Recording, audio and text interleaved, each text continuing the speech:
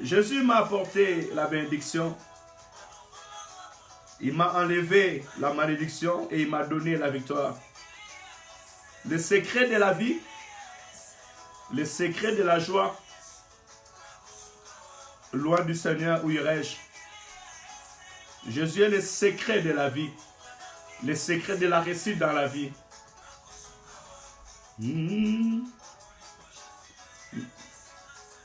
Alléluia.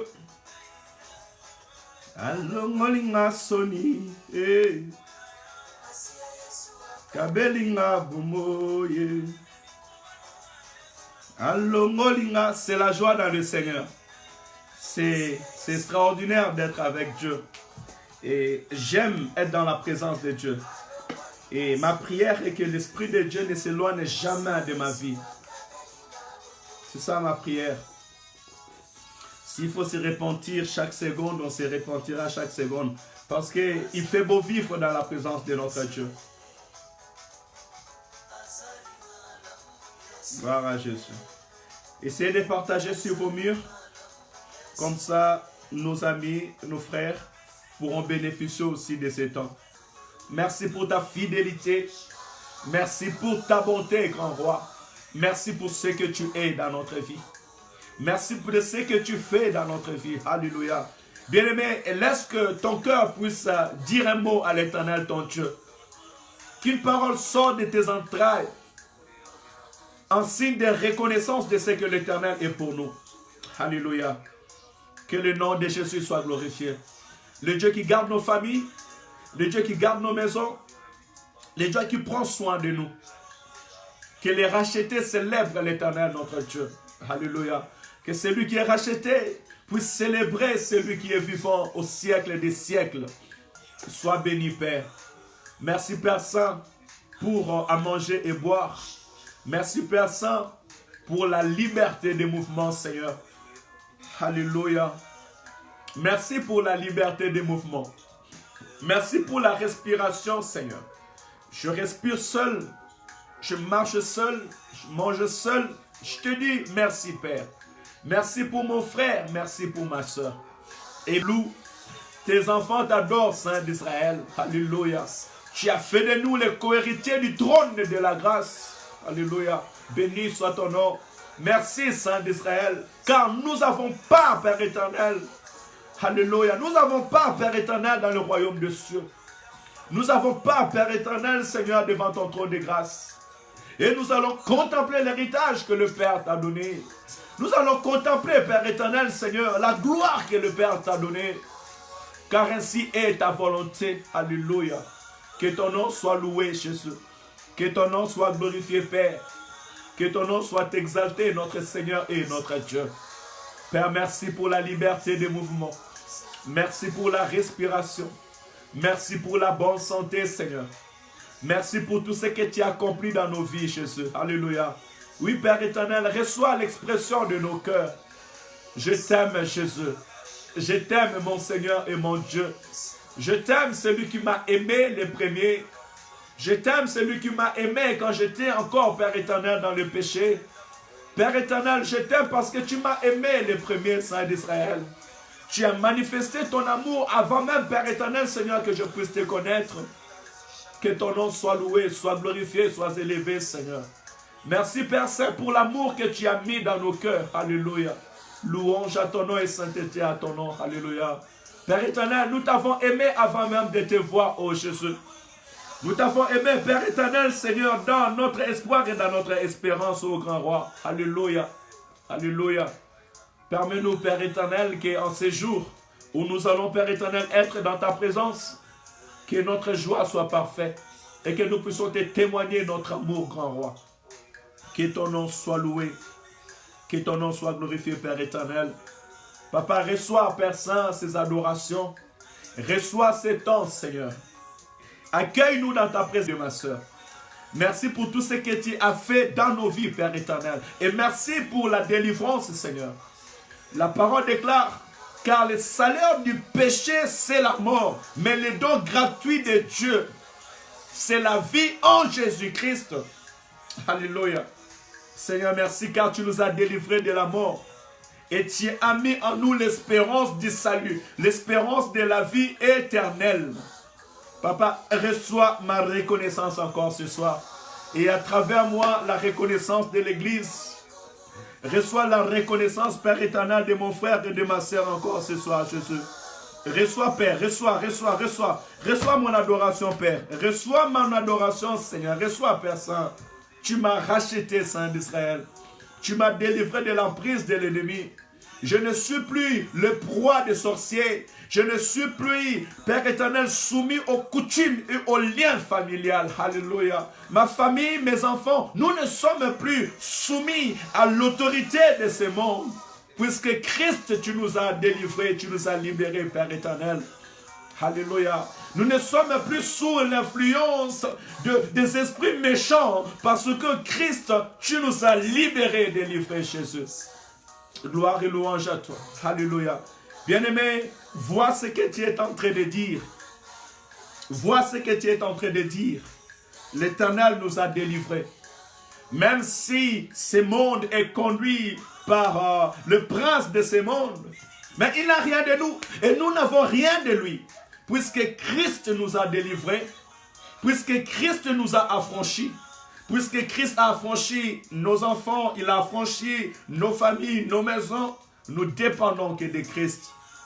Que le nom de l'Éternel soit glorifié et élevé encore ce soir. Alléluia. Nous célébrons le roi de notre délivrance. Nous célébrons le roi de notre délivrance. Nous célébrons. Il est qui dans ta vie? Qu'est-ce qu'il a fait dans ta vie? Alléluia. Le Dieu qui pourvoit toutes choses. Même aux plus petites choses de nos vies, il les pourvoit. Alléluia. Alléluia. Que le nom de Jésus soit glorifié. Que le nom de Jésus soit élevé. Glory be the name of Lord Jesus. Nalingi Yesue. Nalingi Yesue. Nalingi Yesue. Gloire à ton nom, Seigneur. Je t'aime, Jésus. Tu es un Dieu du cœur. Est-ce que quelqu'un peut dire je t'aime, Jésus? Est-ce que ce soir quelqu'un peut dire Jésus, je t'aime? Jésus, je t'aime. Alléluia. L'amour de ma vie. Alléluia. Est-ce que quelqu'un peut dire Jésus, je t'aime? Je t'aime, mon roi. Je t'aime, Jésus. Alléluia. Nous sommes arrivés dans ce temps où la parole déclare et que les hommes auront la connaissance de la parole de Dieu comme l'eau couvre le fond de l'océan. Tu es là, tu entres au fond de l'océan, ce qui est difficile d'entrer d'âge parce que pour aller au fond de l'océan, c'est des kilomètres et des kilomètres. Mais tu vois l'eau qui couvre le fond de l'océan. C'est ainsi que nous devons entrer à la connaissance de la parole de Dieu. Parce que celui qui a la connaissance de la parole de Dieu, il pourra dire, il est aussi écrit. Alléluia. Tu pourras dire, il est aussi écrit. Si tu entres dans la connaissance de la parole de Dieu, peu importe la forme que l'ennemi peut vouloir prendre, il ne pourra pas te séduire. Personne ne pourra te séduire. Ni les faux Christ, ni les faux prophètes.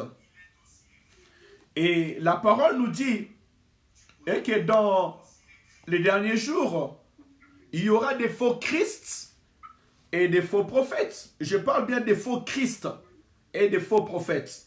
Et quand je parle des faux Christ, je parle de ceux qui vont venir se présenter comme des sauveurs.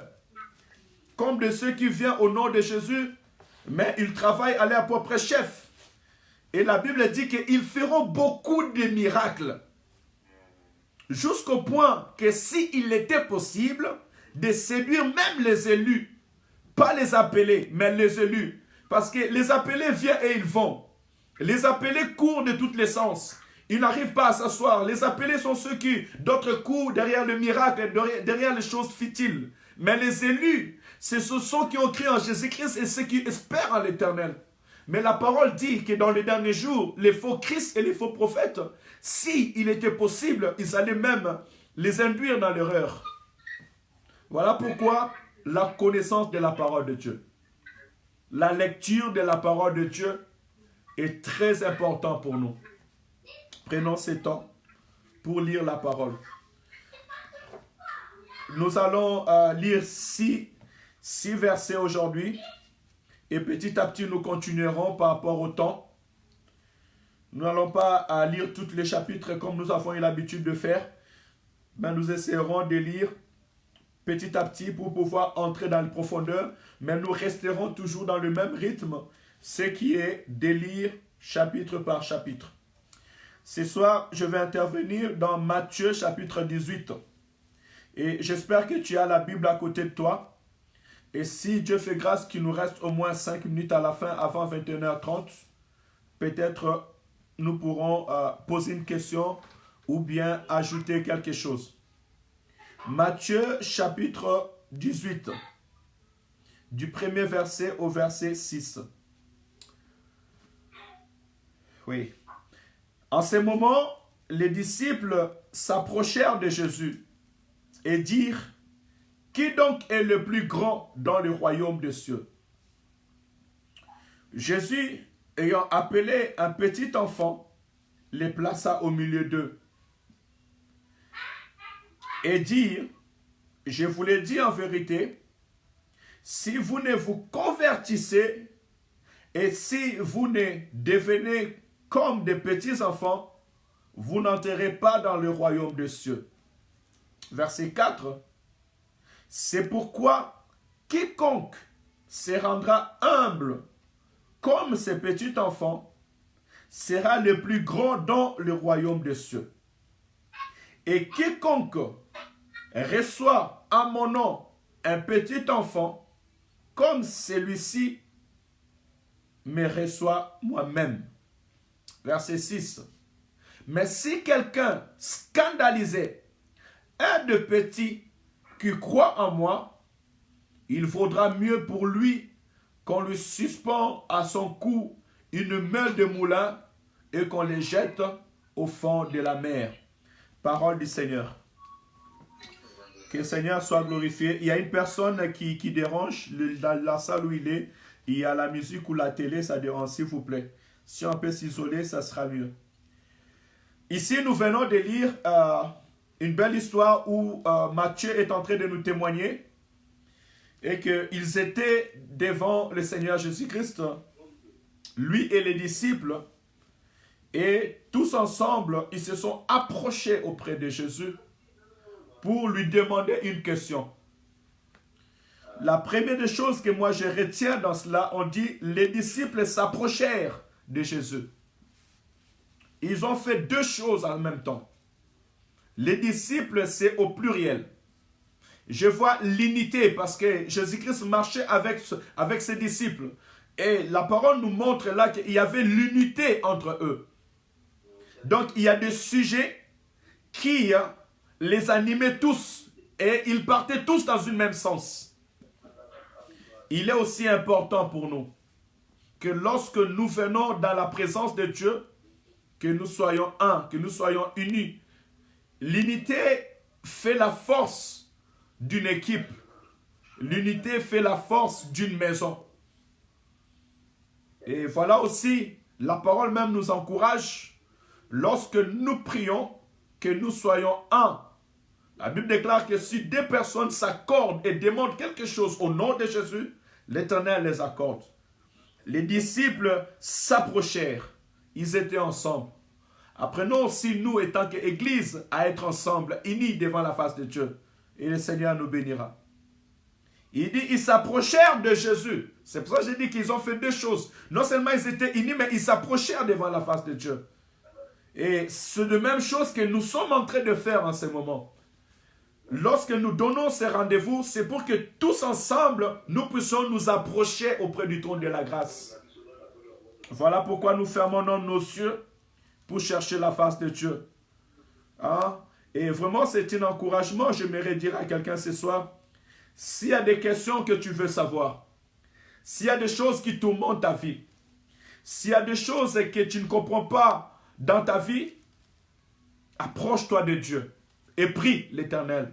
Parce que prier, c'est parler à Dieu. Prier, c'est écouter Dieu. À l'image de cette question que les disciples voulaient savoir par rapport au royaume, ils se sont approchés de Jésus-Christ. Alors, je t'encouragerai aussi dans cette même démarche.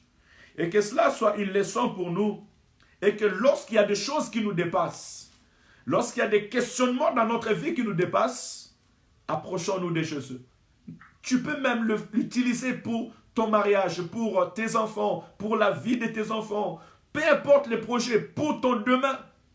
La parole déclare que lorsque le Saint-Esprit viendra, il vous conduira dans toute la vérité. Il vous annoncera les choses à venir. C'est ça le rôle de l'Éternel, notre Dieu. Nous révéler ce qui est caché. Nous conduire et nous annoncer notre demain.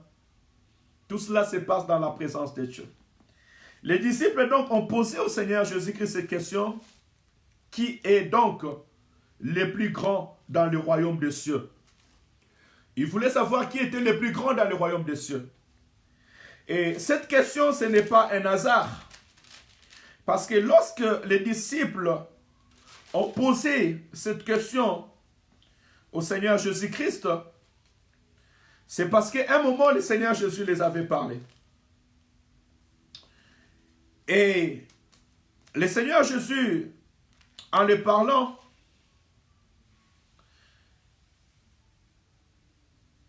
il leur a dit sur Jean-Baptiste, et que Jean-Baptiste était le plus grand parmi les prophètes qui sont venus. Mais le plus petit dans son royaume est plus grand que Jean-Baptiste. Si je retrouve ce verset, je vais vous le dire. Mais c'est toujours dans le livre de Matthieu. Alors, ce questionnement a troublé la pensée des disciples. Comment est-ce que Jean-Baptiste, ou bien parmi tous les prophètes qui sont bénis, il n'y a pas eu un qui est plus grand que Jean-Baptiste? Et le lecteur de la Bible, si vous le trouvez, vous pouvez me dire, c'est toujours dans le livre de Matthieu, et on l'a lu il y a 2 jours passés. Mais, nous étant enfants de Dieu, puisque nous sommes devenus enfants de Dieu, la Bible dit que nous sommes plus grands que Jean-Baptiste. Et je vois à partir de là que cette parole a interpellé les disciples. Ce qui me pousse à dire que les disciples ont retenu la parole. Ils ont reçu l'instruction et ils ne voulaient pas s'arrêter seulement là. Ils voulaient encore comprendre et connaître. Cela doit aussi être notre motivation. Lorsque nous recevons l'enseignement, nous devons lorsque nous gardons la parole, si cela ne semble pas clair dans notre esprit, la Bible nous encourage à aller chercher à connaître encore. Et nous pouvons connaître auprès du Christ. Parce que l'Esprit de Dieu en nous nous révèle, nous enseigne et nous instruit. Écoutez, la parole dit ceci, que les chrétiens, là, en voyant l'enfant, ils allaient être attirés. Ils allaient leur donner des signes.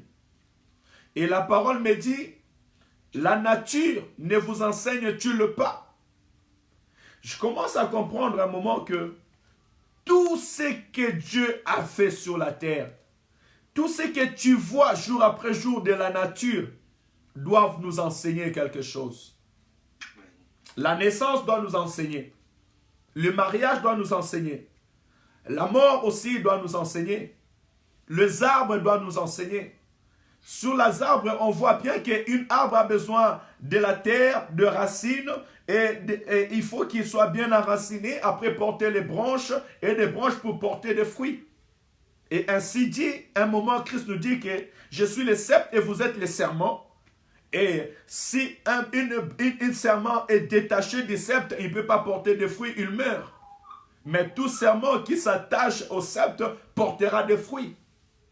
Et là, le Seigneur, ils ont posé la question à savoir qui est le plus grand. Le Seigneur va prendre un petit, un enfant et mettre au milieu d'eux.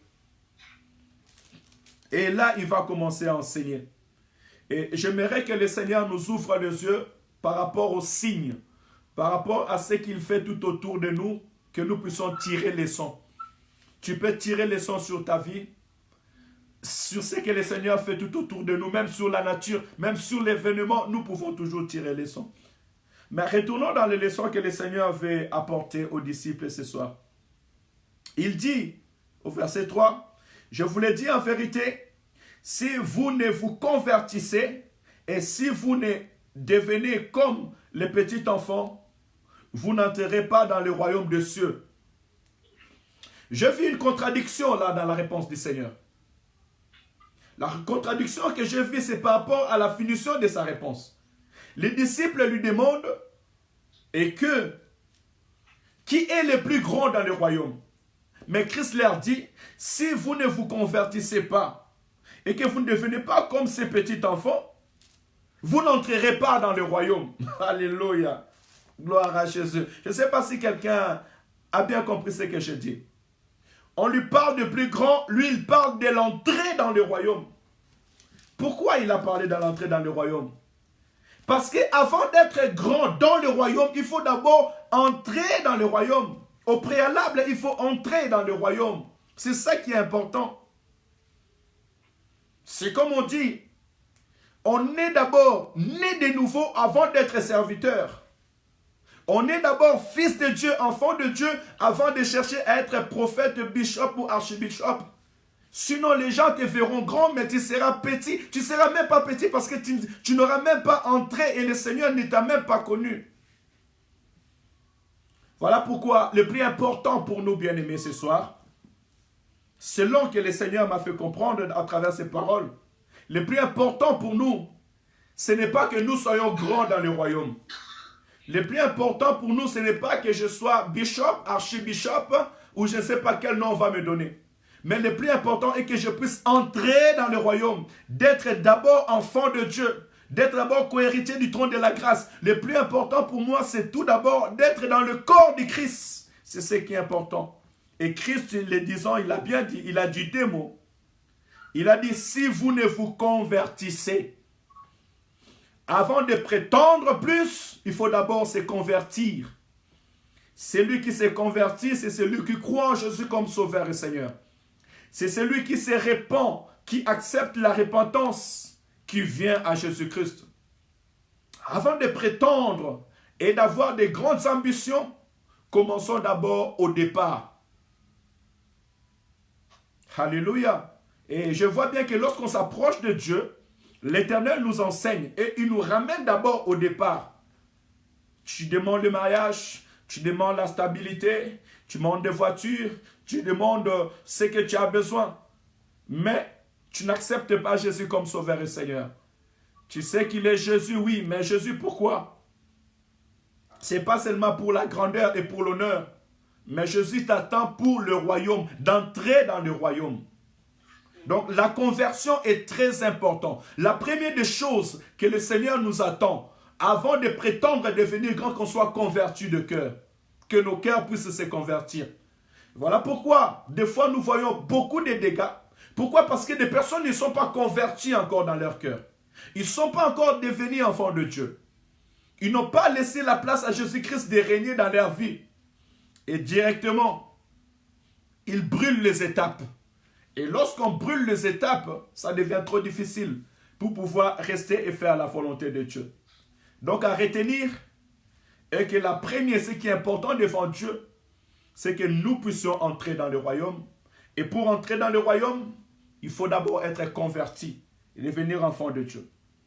Et maintenant, continuons le verset 4, il dit, « C'est pourquoi quiconque se rendra humble comme ce petit enfant sera le plus grand dans le royaume des cieux. » Alléluia. Regardez où le Seigneur vient répondre maintenant aux disciples.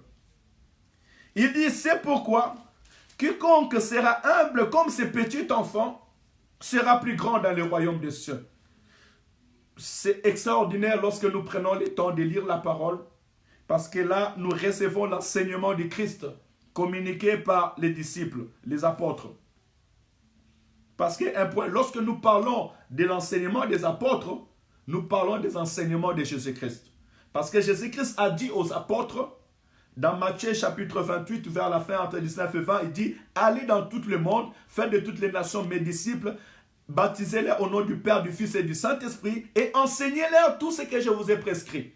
Voilà pourquoi je dis que les enseignements des apôtres, c'est l'enseignement de Jésus-Christ. Et là, ce qui nous enseigne Matthieu maintenant, c'est ce que Jésus-Christ lui a enseigné. Mais écoutez, Christ maintenant nous montre les secrets du royaume.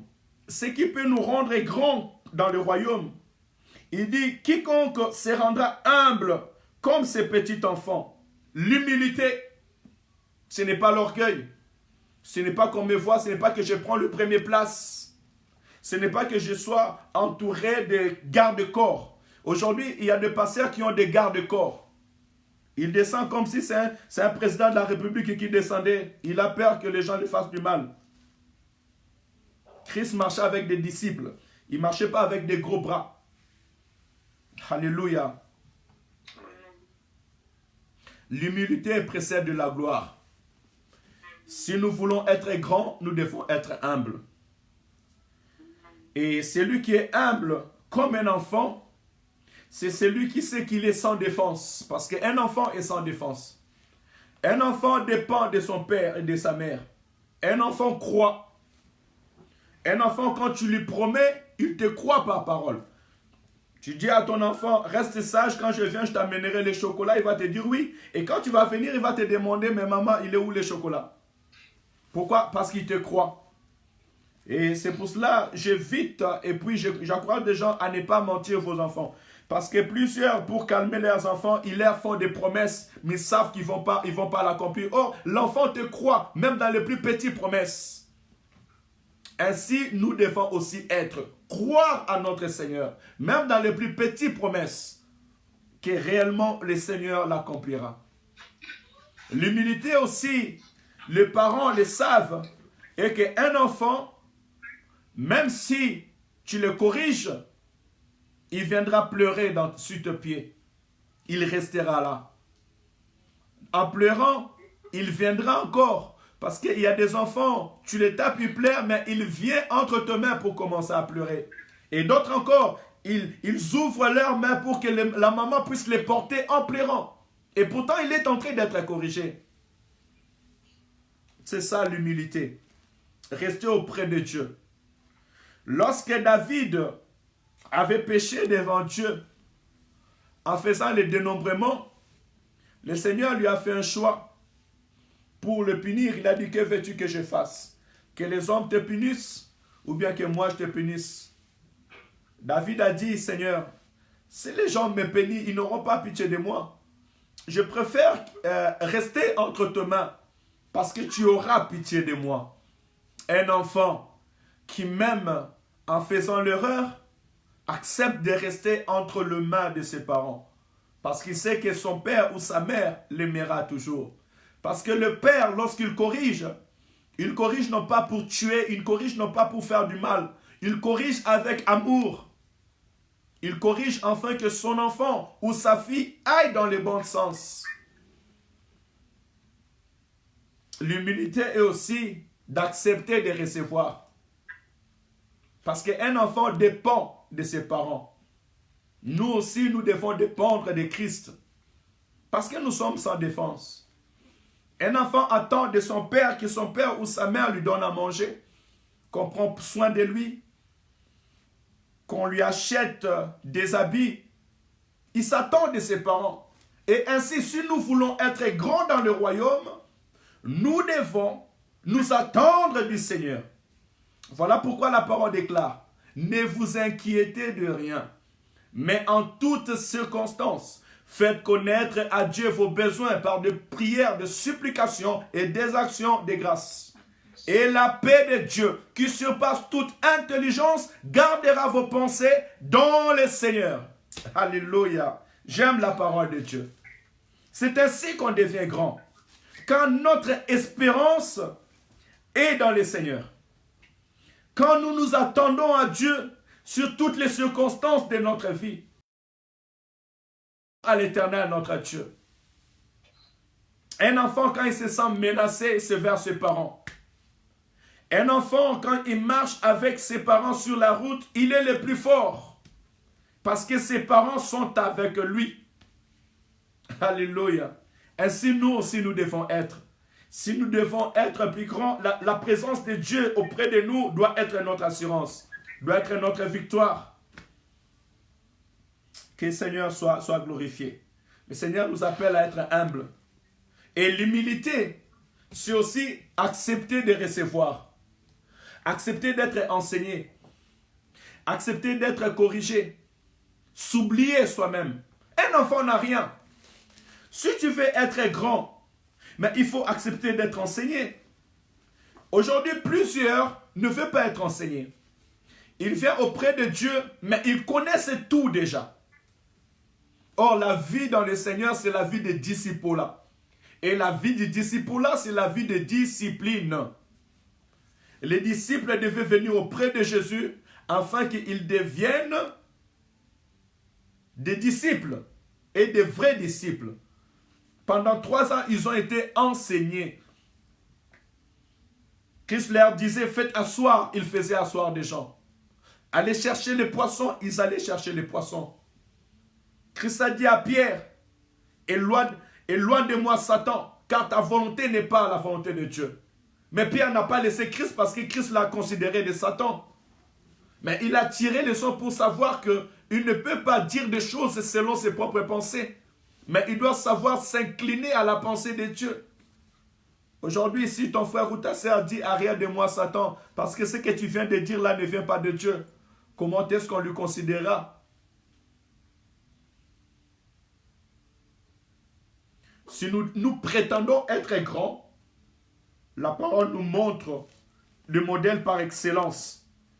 C'est d'être humble comme des enfants. Je vais finir au verset 6, il dit, au verset 5, il dit, et quiconque reçoit en mon nom un petit enfant, comme celui-ci, me reçoit moi-même. Apprenons à considérer, ça c'est la considérance, la considération aussi. Apprenons à nous considérer les uns les autres. Apprends à considérer ton frère et à considérer ta sœur. Ne considère pas seulement les hommes en cravate, avec un sac. Ah, lui c'est le pasteur, on le considère. On va le faire asseoir là-bas devant. Parce que lui, je vois, lui ça va. Mais ce petit enfant, on le met derrière. Ne viens pas nous déranger ici. Un petit enfant aussi est celui qui commence ses chrétiennes. Parce que l'apôtre Paul dit, je ne vous ai pas donné la nourriture solide, mais je vous ai donné le lait. Et jusqu'à présent même, vous ne pourrez pas le contenir. Parce que vous êtes encore charnel.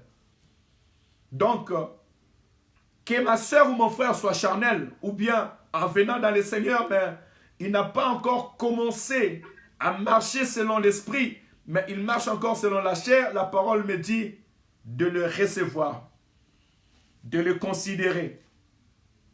Et ce que je fais auprès de cette personne, ce n'est pas à la personne que je fais, mais c'est à Christ. D'où est le secret de la manière dont je développe ma communion ou bien ma relation avec les frères et sœurs, les enfants de Dieu. J'ai souvent dit cela pour ceux qui sont proches de moi, qui me connaissent, et que quand je regarde une personne, je le considère étant enfant de Dieu. Je vois le sang de Jésus qui a coulé sur la croix pour la vie de cette personne. Tu sais, quand tu vois le sang de Jésus qui a coulé sur la vie de la personne, tu comprends bien que à cause de cette personne, il y a quelqu'un qui était mort. Tu considéreras la personne. Je salue Pasteur Thomas, que le Seigneur te bénisse. C'est un honneur de vous recevoir au milieu de vous, au milieu de nous. Que le Seigneur vous bénisse. Lorsque je considère la personne que Jésus-Christ a mis devant moi et que je ne regarde pas la personne de la manière où elle est, de sa forme, et je n'ai pas un jugement extérieur de ce qu'il est, mais je vois Christ en travers cette personne, c'est en ces moments-là, ma manière de parler va changer. Ma manière de penser va changer. Mon comportement avec la personne va changer. Il y aura de l'amour, il y aura la paix, il y aura de la considération. Si nous ne nous considérons pas les uns les autres, si nous dégraignons nos frères et sœurs, c'est parce que lorsque nous les regardons, nous ne voyons pas Christ. Nous voyons peut-être comment ils sont habillés, nous voyons peut-être leur taille, leur beauté, nous voyons peut-être leur poche, ce qu'ils donnent, comment ils contribuent, et là nous mettons notre considération. Et cela ne rend pas gloire à Dieu. Alléluia. Apprenons à recevoir, même les plus petits, même celui qui commence à faire ce premier pas dans le Seigneur. Recevons-les comme si nous recevons Christ. Et ça sera pour nous une bénédiction. Mais un mot pour finir, excusez-moi, ça fait déjà 33. Au verset 6, il y a un mot très important que le Seigneur nous dit encore ce soir. Nous sommes à Matthieu chapitre 18. Au verset 6, il dit, « Mais si quelqu'un scandalisait un des plus petits qui croit en moi, il vaudrait mieux pour lui qu'on suspende de moulin et qu'on les jette au fond de la mer. » Faisons attention, bien-aimés, à ne pas scandaliser nos frères et sœurs. Et ça, ce n'est pas moi qui l'ai dit, c'est le Seigneur qui l'a dit. Si tu prétends être grand, réfléchis à ne pas scandaliser. Et nous savons comment est-ce que nous sommes scandalisés. Les pasteurs ont scandalisé. Les bergers ont scandalisé. Ils sont devenus de mercenaires au lieu d'être de bergers. Ils sont devenus des pierres au lieu de secourir. Ils sont devenus des malfaiteurs au lieu d'être des personnes qui aident et qui soutiennent et qui prennent soin. Bien-aimé, ne scandalise pas ton frère et ta soeur. Et souvent, nous scandalisons par rapport à notre attitude. Par rapport à nos comportements, nous scandalisons des personnes. Tu ne viens pas à l'église pour te chamailler. Tu ne viens pas à l'église pour prendre la femme d'autrui. Alléluia. Nous voyons plusieurs scandales. Mais je mérite de dire aussi que tout celui qui scandalise un enfant de Dieu, le Seigneur a déjà réservé un prix pour lui. Le Seigneur dit que c'était mieux pour lui qu'on puisse se prendre, hein, c'est Jacques, comment il dit encore, il dit, hein, c'était mieux pour lui qu'on puisse lui suspendre sur son cou un meule de moulin. Or, le meule de moulin, on sait bien que ce sont des grosses pierres. Donc, il faudrait bien pour lui, il faut qu'il sache que c'est la mort qui lui est réservée. C'est une condamnation qui lui est réservée. Parce qu'une personne, lorsqu'on prend un grand mêle et qu'on l'attache sur son cou, on le jette dans la mer, la personne va au fond de la mer. Ne scandalisons plus les enfants de Dieu. Et ça s'appelle encore la considération. Celui qui considère l'enfant de Dieu, celui qui considère son frère et sa sœur aura du mal à le scandaliser. Et dans toutes les formes. C'est ce que le Seigneur a voulu nous apprendre ce soir. Et je pense que c'est très important ce que nous avons reçu ce soir. Premièrement, soyons unis. Marchons ensemble vers Jésus-Christ. Et s'il y a des choses qui nous dépassent, nous voulons avoir la connaissance, prier. Il y a quelque chose qui te dépasse dans la vie, viens dans la présence de Dieu et prie. Le Seigneur te répondra. Et le plus important pour le Seigneur est que nous puissions entrer dans le royaume. Ce n'est pas ce que nous recevons dans le royaume, mais que nous puissions entrer dans le royaume. Ce n'est pas ce que nous serons dans le royaume, mais que nous puissions entrer dans le royaume. Et pour entrer dans le royaume, il faut se convertir d'abord. Dieu, ce qu'il attend de nous, c'est la conversion du cœur. Je suis en train de résumer parce que je suis arrivé à la fin. Dieu, ce qu'il attend de nous, c'est la conversion du cœur. Que nos cœurs soient circoncis avec l'Éternel. Convertis-toi, bien-aimé. Voilà pourquoi la parole déclare même, cherchez premièrement le royaume et la justice de Dieu, et tout ce qui reste vous sera donné abondamment. Et non seulement ça, nous devons être comme des petits enfants, l'humilité. Tu veux être grand, il faut être humble. J'ai toujours l'image du Seigneur Jésus-Christ. Lorsqu'on est venu les arrêter, il leur a demandé qui cherchez-vous. Ils ont dit Jésus. Il a dit c'est moi. Les gens sont tombés. Ils venaient chercher quelqu'un, la personne est devant eux, mais ils ne le voyaient pas. Ça montre aussi combien est-ce qu'il était avec les disciples, comment est-ce qu'il voilà, il les entourait. Ayant l'humilité. Et l'humilité, on a dit comme un enfant, c'est celui qui écoute, qui veut être enseigné. C'est celui qui manifeste un amour sincère. Celui qui ne s'éloigne pas du Seigneur parce que le Seigneur le corrige. Mais c'est celui qui vient auprès du Seigneur. Un enfant, c'est celui aussi qui sait que par l'obéissance, il a la bénédiction. Parce que la Bible dit que enfants, obéissez à vos parents. Enfants, que votre vie soit longue sur la terre. Un enfant de Dieu qui veut être grand, il doit obéir au Seigneur Jésus-Christ. Lui qui est notre Père céleste, nous devons obéir au Père éternel.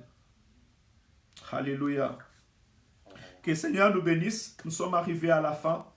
Et c'est comme ça nous allons commencer à apprendre ces derniers jours. On ne va pas lire trop de versets, mais 5-6 versets selon le récit qui est donné ou bien selon l'histoire qui est illustrée. Et on cherche à développer là-dessus. Nous allons prier pour aller clôturer. Il est 21h30. Ça nous fait 1h09 que nous avons commencé. Rendons grâce à Dieu pour son amour et sa bonté, pour sa parole. Et si tu te retrouves à travers ces paroles que nous venons de lire, s'il y a corrigé, ben corrige. Si en toi il n'y avait pas l'humilité, dis à Dieu, donne-moi l'humilité. Si tu ne te soucies pas premièrement d'être dans le royaume, mais le souci des besoins de ce monde, dis Seigneur, aide-moi à entrer dans ton royaume. Et s'il n'y avait pas la considération des uns et des autres, dis Seigneur, donne-moi la considération. Apprends-moi à aimer mes frères et sœurs. Si tu es arrivé à scandaliser tes frères et sœurs pour X raisons, dis à Dieu de te pardonner et de te pardonner par rapport à tout ce que tu as scandalisé. Prions au nom de Jésus. Alléluia. Tendre Père, merci pour ta grâce. Tendre Père, merci pour ta fidélité. Tendre Père, merci pour ce que tu es, Seigneur. Papa, merci pour cette parole qui vient encore nous instruire ce soir. Seigneur, merci car tu viens nous montrer, Père éternel, encore ce soir. Et que ce que nous avons besoin, c'est être dans le royaume, Seigneur. Tu as montré, Père éternel, que ce que tu attends de nous est que nous fassions part du corps de Christ, que nous soyons réellement tes enfants, et que tu attends de nous que nous soyons réellement convertis. Ce n'est ni le titre, ce n'est ni la grandeur, Père Saint, mais que nos cœurs soient convertis, Seigneur. Voilà pourquoi je te prie, Seigneur, encore ce soir, de venir convertir nos cœurs. Seigneur, de venir réconcilier nos cœurs avec toi, Père Saint. Père, réconcilie nos cœurs avec toi. Circoncis nos cœurs, Seigneur. Donne à nous, Père éternel, cet esprit de repentance, que nous puissions nous repentir devant toi, Jésus. Alléluia. Touche le cœur de mon frère et le cœur de ma sœur ce soir. Et que nous soyons de ceux qui sont convertis, Saint d'Israël. Que nous soyons de ceux qui sont dans le royaume, Père éternel. Aide-moi, Père Saint, à être dans le royaume. Aide-moi, Père Saint, à avoir un cœur qui est converti, Seigneur. Donne-moi l'humilité, Seigneur. Donne-moi l'humilité au Saint d'Israël comme un enfant, Seigneur. Que je puisse écouter, je puisse obéir. Que je puisse aimer, Père éternel, aimer la correction, Saint d'Israël. Alléluia. Que je puisse dépendre de toi, Seigneur. Que je puisse m'attendre à toi, Saint d'Israël. Que je puisse croire à tes promesses, Seigneur. Comme un enfant, ô Jésus. Comme un enfant est innocent, Saint d'Israël. Que j'ai cet esprit saint, Père Saint, pour la gloire de ton Saint-Nom. Papa, aide-moi à considérer mes frères et sœurs. Aide-nous à nous considérer les uns les autres, Seigneur. Au plus petit, Père éternel. Que nous recevons nos frères et sœurs. Que nous recevons tes enfants, Saint d'Israël. Et en les regardant, que nous sachions que tout ce que nous faisons, c'est à toi que nous les faisons, Jésus. Papa, éloigne-nous des scandales. éloigne-nous à scandaliser nos frères et sœurs. Père éternel, aide-nous à ne pas nous scandaliser les uns les autres. Aide mon frère, Père éternel, à ne pas être un scandale, Père éternel, pour l'un des petits-enfants, Seigneur. Papa, pardonne-nous aussi. Pardonne ton Église, Seigneur. Pardonne nos frères et sœurs. À chaque fois que l'un de nous a scandalisé, Père éternel, son frère ou sa sœur. Pardonne tes serviteurs, Père Saint, qui ont scandalisé, Père éternel, les autres. Pardonne cette génération, Père éternel, qui scandalise leurs frères et sœurs. Ta miséricorde sur ton Église universelle, ta miséricorde sur ton Église locale, ta miséricorde sur la vie de tout un chacun, Père.